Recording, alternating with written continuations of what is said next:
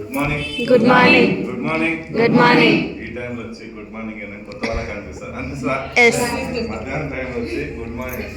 Exact గా నేను కూడా స్టార్టింగ్ వచ్చినప్పుడు నేను మధ్యాహ్నం పోయినా, ఉదయం కూడా కాదు మధ్యాహ్నం పోయినా 3 గంటలకు అట్లా వెళ్ళినా. మీటింగ్కి వెళ్ళిన తర్వాత గుడ్ మార్నింగ్ అంటే పిచ్చోళ్ళారా అంతే సార్ కదా. ఈ టైంలో వచ్చి గుడ్ మార్నింగ్ అంటారు. మార్నింగ్ ఒక 10-11 వరకు అయితే గుడ్ మార్నింగ్ ఉంటుంది, అవునా కదా? 11 వరకు ఆఫీస్ టైంలో గుడ్ మార్నింగ్ ఉంటుంది. సార్ వచ్చినప్పుడు గుడ్ మార్నింగ్ చెప్తాం, కామన్. స్కూల్కి వెళ్ళాక గుడ్ మార్నింగ్ ఉంటుంది. ఈ టైంలో గుడ్ మార్నింగ్ వీళ్ళకి పిచ్చి వారికి అంటే నాకు కూర్చొని నవ్వుకుంటున్నాను నేను. ఇప్పుడు కూడా కొత్తగా వచ్చిన అట్లానే అనుకుంటారు. ఎసారా? సో వాస్తవానికి గుడ్ మార్నింగ్ అనేది మనం ఎప్పుడైనా చెప్పొచ్చా, మార్నింగ్ అయిపోవచ్చా? మార్నింగ్ అయిపోవాలి. చాలా మంది అనుకున్నటువంటి విషయం నేను కూడా అనుకున్నది, సేమ్ అనుకున్నా. గుడ్ మార్నింగ్ ఎర్నింగ్ అంటే కంపెనీ యొక్క సిస్టమ్ ఏంటంటే, గౌతమ్ బాల్ సార్ తీసుకున్న కాన్సెప్ట్ ఏంటంటే, ఎవ్రీ టైం నా వెస్టేజ్ బిజినెస్ లో ఇండిపెండెంట్ గా డిస్ట్రిబ్యూటర్ ఐడి తీసుకున్న ప్రతి పర్సన్ కూడా ఐడి తీసుకున్న కాడ నుంచి ఆరోగ్యంగా ఉండాలి, ఆనందంగా ఉండాలి. సో అన్నిటికీ డబ్బు రావాలి. ఎప్పుడు మార్నింగ్ లేచినప్పుడు ఎంత హ్యాపీగా డే మొదలు పెడతామో, ఈవినింగ్ పడుకునేప్పుడు కూడా అంతే హ్యాపీగా ఉండాలనే కాన్సెప్ట్తోనే గుడ్ మార్నింగ్ చెప్పొచ్చా? చెప్పొచ్చు. వాళ్ళు వస్తున్నారు, మీరు ఎవరు చెప్తలేదు, కొత్త వాళ్ళు గుడ్ మార్నింగ్ అంటారు. మీరు వచ్చిన వాళ్ళు చెప్పట్లేదు వాళ్ళకి అనిపిస్తారు, అవునా కదా? అనొచ్చాలేదా? Good morning. Good morning. Right. So ఈ రోజే వచ్చినటువంటి అందరూ కూడా కొత్త వాళ్ళకు hearty welcome to great vestige family MSR association. So team legacy makers ఒకసారి గట్టిగా క్లాసెస్. ఒకసారి దీనికన్నా ముందు మీ మొబైల్స్ ఉంటాయి కదా, మొబైల్స్ ఒకసారి సైలెంట్ లో పెట్టొచ్చా? పెట్టొచ్చా లేదా? ఒక 2 hours 1 hour తెలుసుకోనికి వచ్చారు ఈ బిజినెస్ ఏంటో. సరే, నాకన్నా పెద్దవాళ్ళు ఉన్నారు, నాకన్నా జాబ్ పొజిషన్ లో కావచ్చు, డబ్బుల విషయంలో కావచ్చు, అన్నిట్లో నాకన్నా పెద్దవాళ్ళు ఉన్నారు. సో నేను చెప్పేది ఏంటంటే, మీకన్నా ఒక రోజు ముందు వచ్చా, దీని గురించి కొంత తెలుసుకున్నా, అంత కాకపోయినా కొంత తెలుసుకున్నా. నాకు ఉన్నటువంటి క్లారిటీ కొంతవరకు నేను ఇస్తా. మేడం వస్తారు, మేడం చెప్తారు. So first of all me mobile ఎందుకు సైలెంట్ పెట్టమని చెప్తున్నా అంటే, మొబైల్ వల్ల మన ఒక్కరమే డిస్టర్బెన్స్ అవుతామా, అందరం డిస్టర్బెన్స్ అవుతారు. అందరం డిస్టర్బెన్స్. ఎగ్జామ్ రాయడానికి పోయినాం అనుకో, ఒక మొబైల్ తీసుకుపోయినాం అనుకో, సౌండ్ వస్తే మొత్తం మొగాల తీసుకెళ్ళే కానీ, అవునా కదా?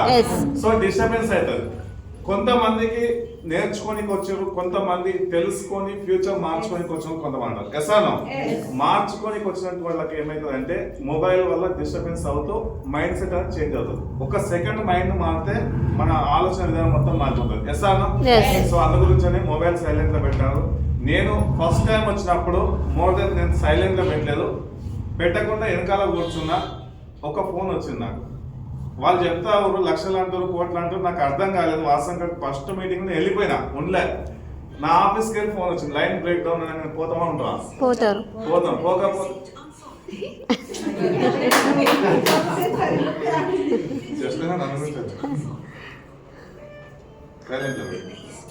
టెన్షన్లో రాదు, సైలెంట్లో పెట్టేసి. సో నేను ఫోన్ వచ్చింది. ఫోన్ రావడం వల్ల నేను వెళ్ళిపోవడం వల్ల లాస్ నాక వేరే వాళ్ళకా? నాకే లాస్, అవునా కదా? సో నా వల్ల వేరే వాళ్ళకి డిస్టర్బెన్స్ కూడా అయ్యారు. ఆ రోజు నేను ఫోన్ రావడం వల్ల వెళ్ళిపోయినా. సో ఆ బిజినెస్ లో తెలుసుకోలేకపోయినా. ఎందుకు అంటే బిజినెస్ ఏందో నాకు కొత్త, అవునా కదా? కొత్తగా వచ్చిన కొత్త, నేను ఫస్ట్ టైం వచ్చిన అందరు కూడా ఎసానా. సో తెలుసుకున్న వాళ్ళు చేసుకుంటూ వెళ్తారు. అట్లా ఆ విధంగా నా పేరు Ramesh Reddy from Kalwakurthy, Nagarkurnool district. Before Vestige electricity department government employee. నేను జాబ్ చేస్తున్నప్పుడు బిజినెస్ ఆపర్చునిటీ నా ఫ్రెండ్ కవిత మేడం ద్వారా పరిచయం అయ్యాను, 10th క్లాస్మేట్. సో ఒక 20 సంవత్సరాల తర్వాత ఒక గెట్ టుగెదర్ తర్వాత అందరం కలిసినప్పుడు నెంబర్స్ తీసుకున్నాం. టోటల్గా నెంబర్స్ తీసుకున్నప్పుడు సో స్టేటస్ చూస్తుంటే నేను దాంతో పాటు ఒక యూనియన్లో ప్రెసిడెంట్గా చేస్తున్నా. ఇవన్నీ చూస్తూ ఈ బిజినెస్ గురించి ఒకసారి ఇంట్రడ్యూస్ చేసింది.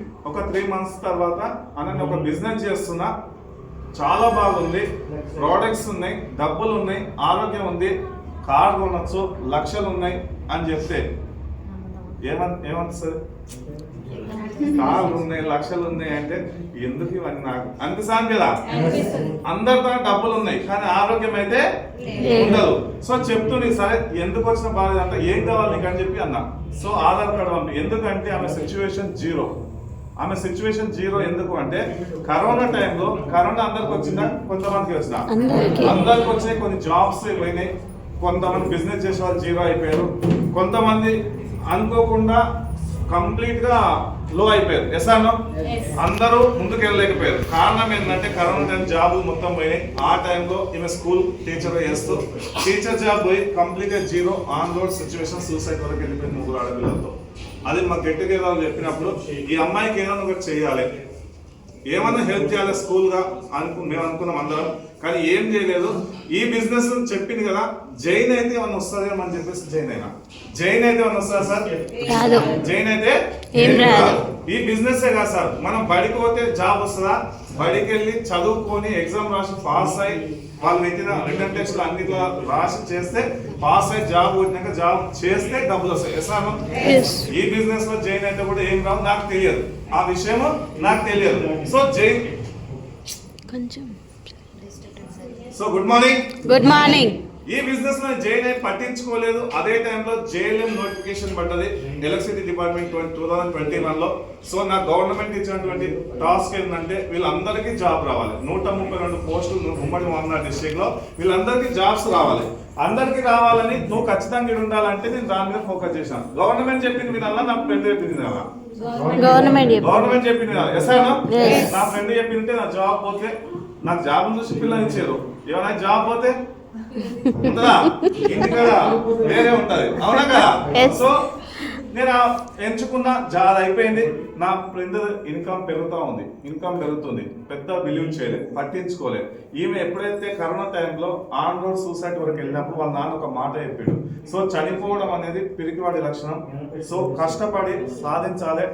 కరోనా వచ్చింది కదా, పోతే అందరం పోతాం, ఉంటే అందరం మిగులుతాం, ఉన్నది అమ్ముకొని తిని చూద్దాం అని చెప్పేసి ధైర్యం ఇచ్చి వెళ్ళిపోయాడు. ఈ అమ్మాయికి 40,000 రూపాయలు వచ్చినప్పుడు వాళ్ళ నాన్న చనిపోయాడు. చనిపోయినప్పుడు ఇన్కమ్ తగ్గాలా పెరగాల, ఉన్నది రావాలా? తగ్గాలి. ఏ బిజినెస్ లో కానీ ఏ జాబ్ లో కానీ చేయకపోతే రాదు. రాదు. నేను జాబ్కి వెళ్ళినా వాళ్ళ నాన్న చనిపోయినప్పుడు మా నాన్న ఫోన్ చేసిండు, ఇట్లా పర్వతాలు చనిపోయాడు, గౌడ్స్ వాళ్ళు ఈదులు గీస్తారు మా ఊళ్ళని చెప్తే నేను వచ్చిన ఆ నెల మొత్తం ఇంటికాడ అమ్మాయి నెక్స్ట్ మంత్ 12,000 రూపాయలు పెరిగి వచ్చింది. అసలు ఎందుకు పెరిగింది డబ్బు? ఎవరు ఇస్తారు? అసలు ఎక్కడి నుంచి వస్తుంది? ఇన్ని రోజులు చెప్తుంది కానీ ఎందుకు తెలుసుకోలేకపోయినా. అప్పటి వరకు రోజు ఫోన్ చేసేది, నేను ఎత్తలే, బ్లాక్ లిస్ట్ లో పెట్టిన. ఇప్పుడు చాలా మంది మీ అప్లై ఇందులో ఐడి తీసుకున్న వాళ్ళందరూ కూడా ఫోన్ వస్తూ ఉంటుంది నేను జాయిన్ చేసిన వాళ్ళు. ఎసానా ఫోన్ వచ్చినప్పుడు స్విచ్ ఆఫ్ చేయడం కానీ, బ్లాక్ లిస్ట్ లో పెట్టడం కానీ, కట్ చేయడం కానీ, నేను బిజీగా ఉన్నా కానీ ఎసానా ఇవన్నీ చెప్తా ఉంటారు. నేను కూడా చెప్పి అలసిపోయి కళ్ళగూడలో దొరికితే కొడతాం అంత కోపం వచ్చేది, అవునా కదా? మీకు కూడా అనిపిస్తుంది. ఎందుకంటే వెస్టేలో ఐడి ఇచ్చిన తర్వాత ఎవ్రీడే నేను ఫాలో అప్ చేస్తారు. అప్పులో అన్న నీ అప్పు ఇచ్చిన తర్వాత 10 రోజులు తిరుగుతాడు, 11 రోజులు రాడు, అని చెప్పేసి పోతాడు. ఎసానా కానీ నీకు ఐడి ఇచ్చిన కాంచి నీకు స్టార్ట్ చేస్తాడు.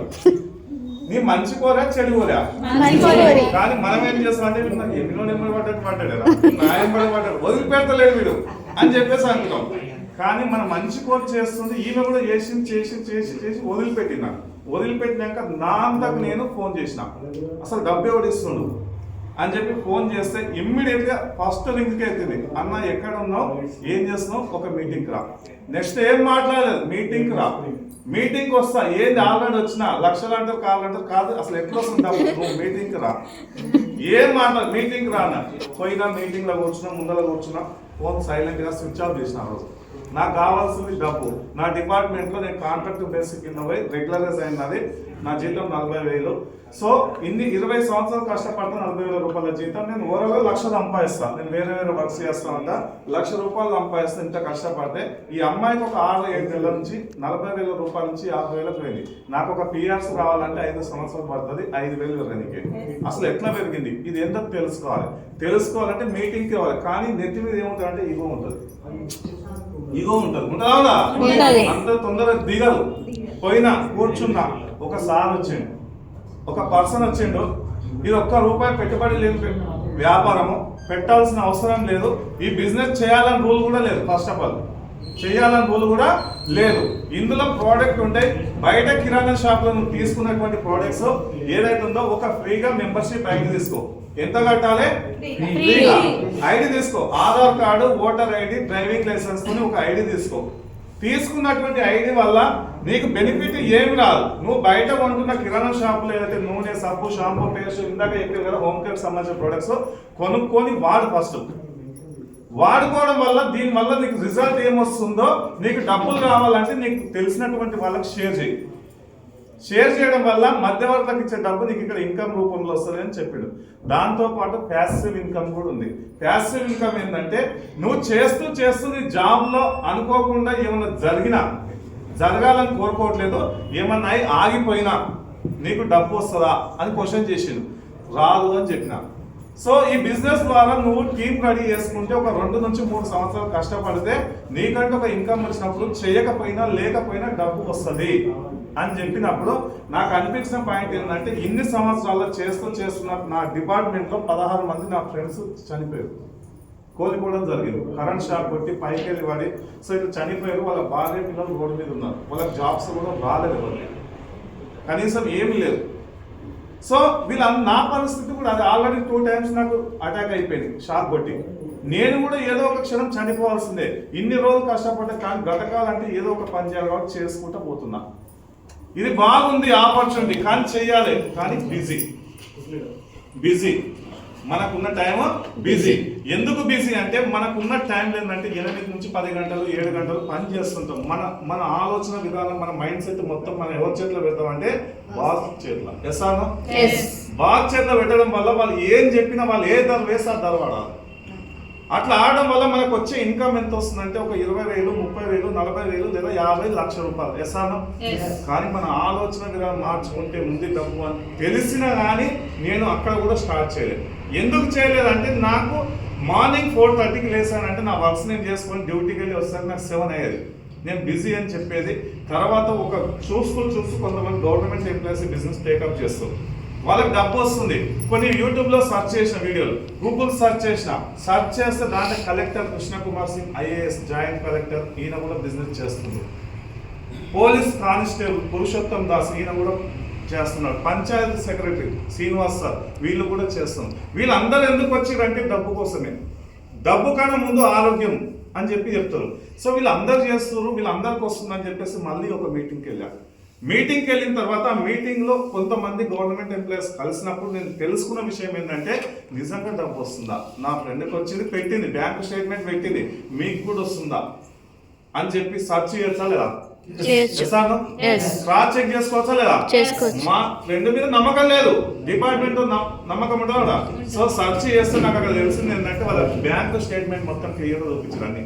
చూపించినప్పుడు నాకు నమ్మకం వచ్చి సో ఇక స్టార్ట్ చేయాలని చెప్పేసి కొన్ని వీడియోస్ చూస్తుంటే ఒక మేడం వీడియో కనెక్ట్ అయిన విషయం ఏంటంటే లీలావర్మ మేడం నిజామాబాద్ టీచర్, ఆమె స్కూల్ టీచర్, హెడ్ మాస్టర్, వాళ్ళ హస్బెండ్ కూడా టీచర్. మేడం నేను టీచర్గా చేస్తున్న ఇన్కమ్ ఇద్దరు కలిసి 3 లక్షల రూపాయలు, మాకు ఆస్తులు ఉన్నాయి, అంతాస్తులు ఉన్నాయి, పొలాలు ఉన్నాయి, ఇండ్లు ఉన్నాయి, రెంట్లు వస్తాయి, ఇవంతా ఉంది. నా ఇన్కమ్ 3 లక్షల వరకు వస్తుంది. అయినా ఈ బిజినెస్ చేస్తూ నేను ఒక 5 సంవత్సరాలు చేస్తున్నా 6 లక్షల రూపాయలు తీసుకుంటున్నా అని చెప్పింది. ఏ ఒక్కరికన్నా చేయాలనిపిస్తుంది. ఇదేమన్నా ఫుల్ టైం చేయమని చెప్పిరా? లేదు. ఏమన్నా దీన్ని మొత్తం సాక్రిఫైస్ చేయని చెప్పిరా? లేదు. నీకు డబ్బు కావాలన్నప్పుడే బిజినెస్ స్టార్ట్ చేసుకో. ఎన్ని గంటలు చేస్తావు అనేది నీ ఇష్టం, ఎంతసేపు చేస్తావు అనేది నీ ఇష్టం అని చెప్పిన తర్వాత నేను చేసినటువంటి పని మీకు చెప్తా, నేను ఎట్లా సక్సెస్ అయినా, నాకు ఇన్కమ్ ఎట్లా వచ్చిందని చెప్తా. అందరికి కామన్ గా ఎన్ని గంటల టైం ఉంటుంది సార్?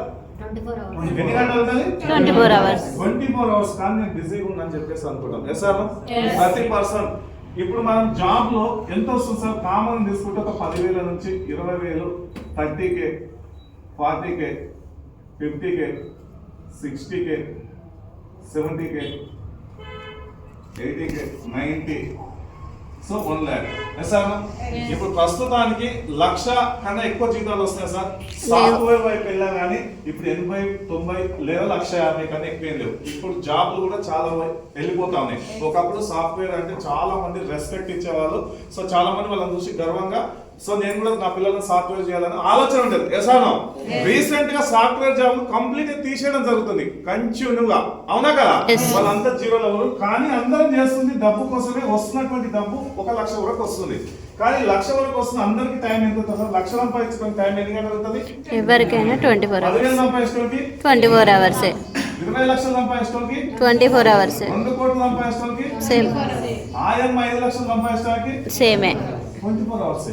మరి వీళ్ళకి డబ్బు వస్తుంది అంత సంపాదిస్తున్నారు, వీళ్ళకి ఇంతే వస్తుంది, వీళ్ళు బిజీ అని చెప్తారు. ఎస్ ఎందుకు ఉండొచ్చు? ఎందుకు అంటే వాళ్ళ పైన ఒక బాస్. ఎస్ ఈ బాస్ ఏం చేస్తాడంటే నీ ఎంబడి ఎప్పుడు నీ ఆలోచన విధానాన్ని మార్పు చేసుకుంటూ నీ ఆలోచన పెట్టుబడిని మార్చుకొని నీ పని చేయించుకొని నీకు వచ్చే ఇన్కమ్ 10,000 ఇస్తుంది. ఈ 24 గంటలు చేసే డ్యూటీ ఎన్ని గంటలు అంటే 8 గంటలు. ఎస్ 8 గంటలు ఇంకేం చేస్తాం? 24 hours లో 8 గంటలు డ్యూటీ చేస్తాం, మిగతా 8 గంటలు పడుకుంటారు. ఇంకొక 8 గంటలు ఉంటుంది. ఏం చేస్తాం? ఆలోచిస్తాం. 8 గంటలు ఆలోచిస్తాం. టైం పాస్ చేస్తారు చాలా మంది టైం పాస్ చేస్తారు. Time pass. నేను చెప్పే మాట కాదు, అందరికి, నాకు కూడా సేమ్ యాజ్ దిస్ గా, అవునా కదా? సో నేను ఇక్కడ సెలెక్ట్ చేసుకున్నటువంటి పాయింట్ మీకు చెప్తాను సార్. నేను దాదాపు దీంట్లో 8 గంటలు కదా సార్, 14 గంటల వరకు వర్క్ చేస్తాను నేను. ఎందుకంటే వ్యవసాయం ఉన్నది, నాకు డైరీ ఫార్మ్ ఉంది, రియల్ ఎస్టేట్ చేసేది, బోర్ మోటార్లు కూడా ఎక్కేది.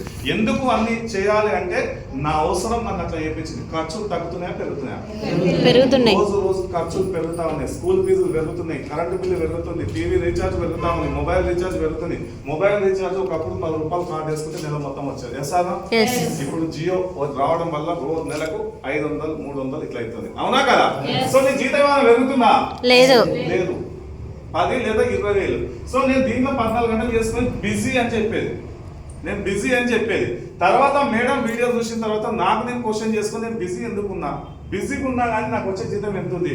ఈ మేడం 6 లక్షలు అని చెప్తుంది, ఆమె బిజీగా లేదని చెప్తుంది, నేను ఎందుకు వాడు చెప్పినని చెప్పేసి నా టైం మొత్తం రాసుకోవడం వల్ల నాకు తెలిసినటువంటి విషయం ఏంటంటే ఖాళీ టైం దొరికింది నాకు ఎన్ని గంటలు అంటే సాయంత్రం 7 to 12 ఈ టైం దొరికింది. ఆ టైంలో నేను చేసిన పని మీకు ఎక్స్ప్లెయిన్ చేస్తాను. సో 8 గంటల్లో కొంతమంది ఒక 4 hours లేడీస్ తీసుకుంటే ఇంట్లో వర్క్స్ ఉంటాయి, అవన్నీ పనులు ఉంటాయి. సో జెంట్స్ తీసుకుంటే ఏం చేస్తుంది, ఖాళీ టైంలో ఫ్రెండ్స్తో కావాల్సి బయటికి వెళ్ళడం, ఇట్లా కామన్ మాట్లాడుకోవడం, ఇట్లా వెళ్తా ఉంటుంది. సో ఇక్కడ మనం ఖాళీ టైంలో ఏం చేస్తామంటే టీవీ చూస్తాం, అవునా కదా? మొబైల్, యూట్యూబ్ చూస్తాం, ఫ్రెండ్స్ తో మాట్లాడతాం. ఈ టీవీ చూడడం ఫ్రీగానే అవుతుంది, ఖర్చుతో కూడుకుంది. ఈజీగా ఒక 250 రూపాయలు కేబుల్ కనెక్షన్.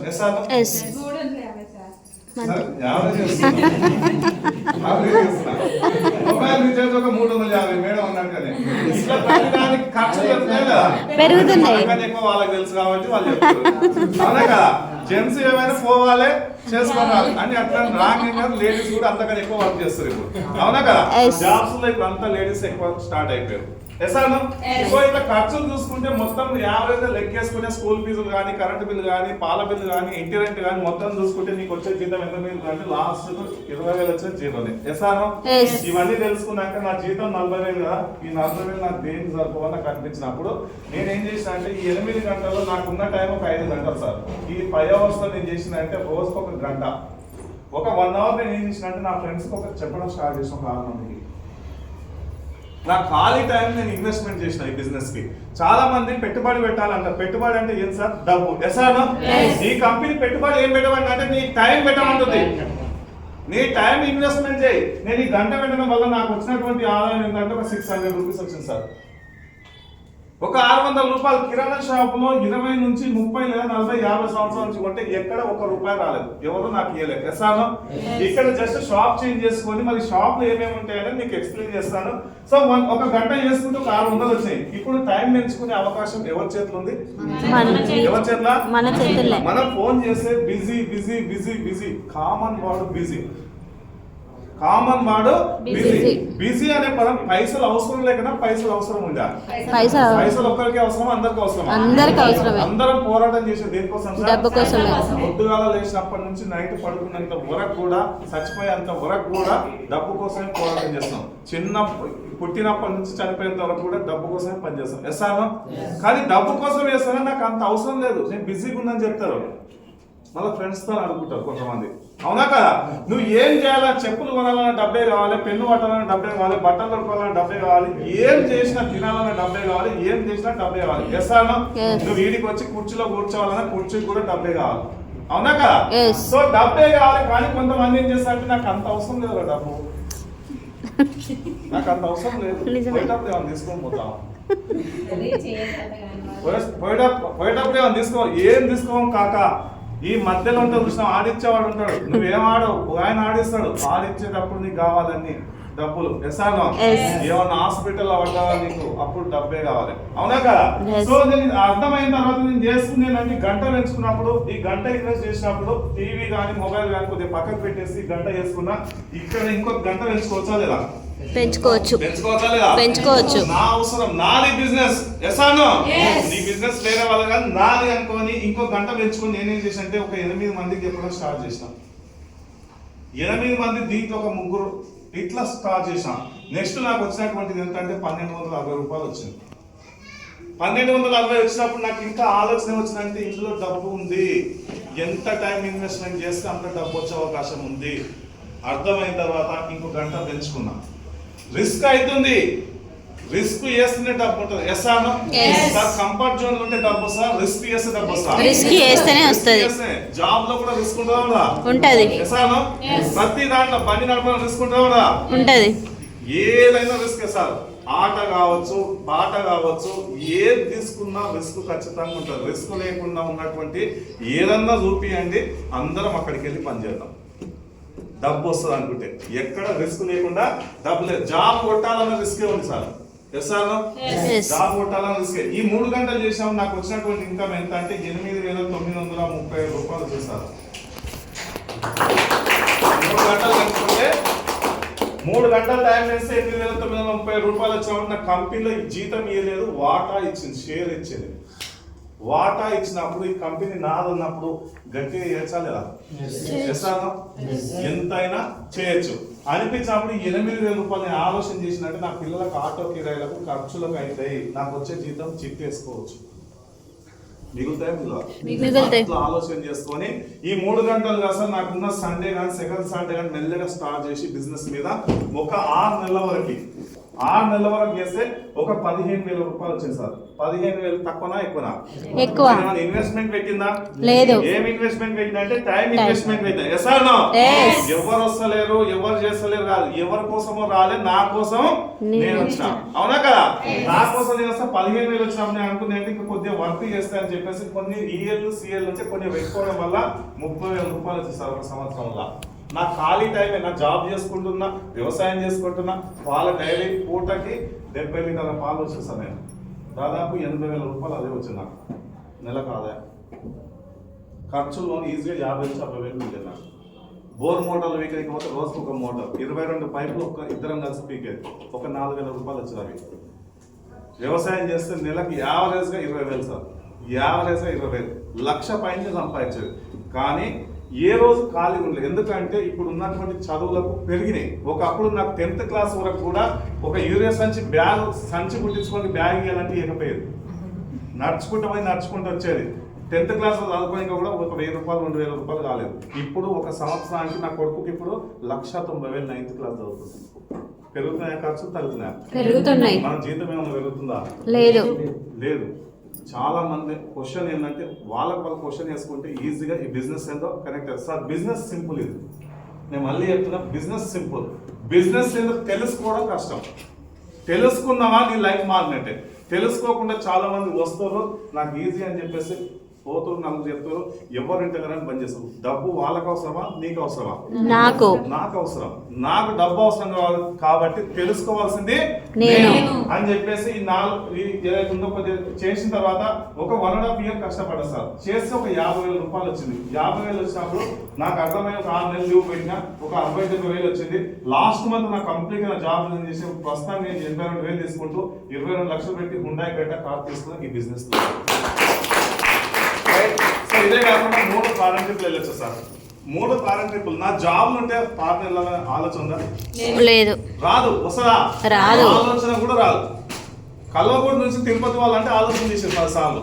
తిరుపతి పోనీకే 4 రోజులు పోతుంది. ఈ 4 రోజుల్లో నా జీతం కటింగ్ అవుతా లేకపోతే ఫ్రీగానే వస్తా? కటింగ్ అవుతుంది. ఇట్లా ఆలోచన చేసుకొని నేను స్టార్ట్ చేసిన సార్. ఈ టైం ఆలోచన చేసిన. So good morning. రైట్, అందరికి ఉన్నట్టుగానే సో డబ్బు వస్తుంది సార్. ఇప్పుడు అందరం చేసే దేనికోసం? డబ్బు కోసం. డబ్బు కోసమే. ప్రస్తుతానికి ఇప్పుడు మనకు ఉన్న ఈ పొజిషన్ లో మనం ఏమన్నా చేయాలంటే చేయగలుగుతున్నామా? లేదు. ఏమన్నా తీసుకోగలుగుతున్నామా? లేదు. లేదు. కొన్ని మనిషికి కొన్ని ఆలోచనలు ఉంటాయి. అందరం చేసే దేనికోసం సార్? డబ్బు కోసమే కదా. ఆ డబ్బులు ఉన్నాయి, మనకు కొన్ని డ్రీమ్స్ ఉంటాయి. ఉంటాయా? ఉంటాయి. కారణం దేనికోసం చేస్తాం మనం? ఒక ఇల్లు కావచ్చు, ఎస్ ఆర్ నో? ఒక కారు కావచ్చు, ఇంకేముంటాయి ఆలోచనలు మనిషికి? పిల్లల ఎడ్యుకేషన్, చదువు, ఇంకా బయట దేశాలు టూర్స్, ఫారెన్ టూర్స్, డబ్బు, ఇంకా ఇది మర్చిపోదు. ఒక్కటి పోతే ఎంత పోతుంది? ఒక్క తులం పోతే ఎంత పోతుంది? లక్ష ఉందా? ఎక్కువ ఉందా? నీ జీతం 20,000. నీ జీతం 20,000. లక్షల అబ్బాయిలంటే 20,000కి ఎన్నో పడుతుంది? 5 నెలలు. 5 నెలలకా? నీ ఖర్చులు ఏముండవు, ఇంట్లో ఖర్చులు ఏముండవు. ఉంటాయా? సంవత్సరం పడుతుంది, 1 year. ఎసాను ఒక తులం పోయిందంటే కదా. గోల్డ్ అంటే నాకు ఒకే నవ్వు వస్తుంది. రీసెంట్ గా దొంగతనాలు బాగా జరుగుతున్నాయి, ముందుకొని పోతారు. అవునా కదా? చాలా మంది గోల్డ్ ఎక్కువ వేస్తారు. భయం అట్లా చూపించింది. ఇంకేముంది ఆలోచనలు? నేమ్ అండ్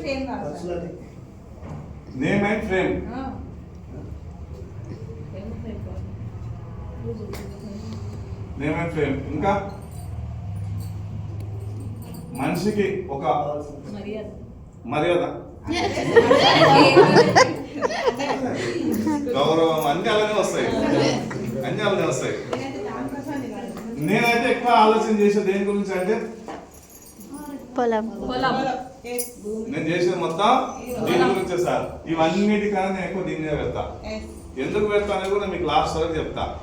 గోల్డ్ ఏమైనా తీసుకోకపోతే పోతుంది, అవునా? కార్ ఏమైనా అయితే పోతుంది, ఇల్లు కూడా పోతుంది. పిల్లల చదువు ఎక్కడికి పోదు. సో కారంట్రీకి పోయి వస్తాం. పొలం ఎన్ని వాహనాలు పడ్డా ఏం చేసినా ఎక్కడ పోతుందా? పోదు, అక్కడనే ఉంటుంది. పొలం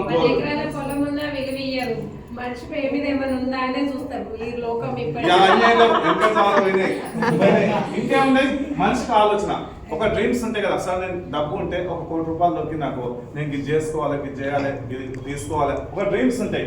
కామన్గా చాలా మంది కోరుకున్నటువంటి ఇల్లు, కారు, చదువు, పిల్లల చదువు, పారెంట్, డబ్బు, గోల్డ్, సో నేమైతే ప్రేమ, పొలము, ఇట్లా అందరికి కొన్ని ఆలోచనలు ఉంటాయి. ఎసాను అందరం చేసే దీనికోసమే. కానీ బిజీ అంటారు, నాకు అవసరం లేదు డబ్బు అంటారు. డబ్బు వస్తుంది అంటే అంత ఈజీగా వదిలిస్తారు. ఈజీ గేమ్స్ లో నేను అనుకున్నటువంటి మీరు కూడా అనుకుంటారు. ఈజీ గేమ్ రాదు, ఇందులో కూడా కష్టపడాలి. ఎసాను ఇస్తాడు కంపెనీ, గేమ్ ఇయ్యాడు. సో గేమ్ ఇయ్యాడు. కానీ వస్తున్నటువంటి 40,000కు 50,000కు ఇవి వచ్చే అవకాశం ఉందా? లేదు. సో ఇవి తెలుసుకున్నటువంటి ఏదైతే ఉందో చాలా మంది తెలియనటువంటి కొన్ని విషయాలు చెప్తా. Good morning. So direct selling, network marketing ఈ రోజు అందరూ దీని వైపు ఎందుకు చూస్తారు? అసలు కారణం ఏంది? స్టూడెంట్స్ ఎందుకు వస్తారు, గవర్నమెంట్ ఎంప్లాయీస్ ఎందుకు వస్తారు? సో దీంట్లో చదువుకున్న వాళ్ళకు అందరికీ ఆపర్చునిటీగా ఒక వరంలా మారింది. ఇప్పుడు డైరెక్ట్ సెల్లింగ్ ని ఎందుకు సిలబస్ చేసారు, చదువులో కూడా ఎందుకు పెట్టారు? సో దీని వల్ల మంచి ఏంది, చెడు ఏంది? సో దీని వల్ల చెడు కూడా మంచి కన్నా ఎక్కువ చెడే జరిగింది, తెలుసుకుందాం. సో డైరెక్ట్ సెల్లింగ్ అనేది 1920 మొదలైన సెక్టార్. 1920లో మొదలైనప్పుడు సో 1996లో మన ఇండియాలోకి వచ్చింది.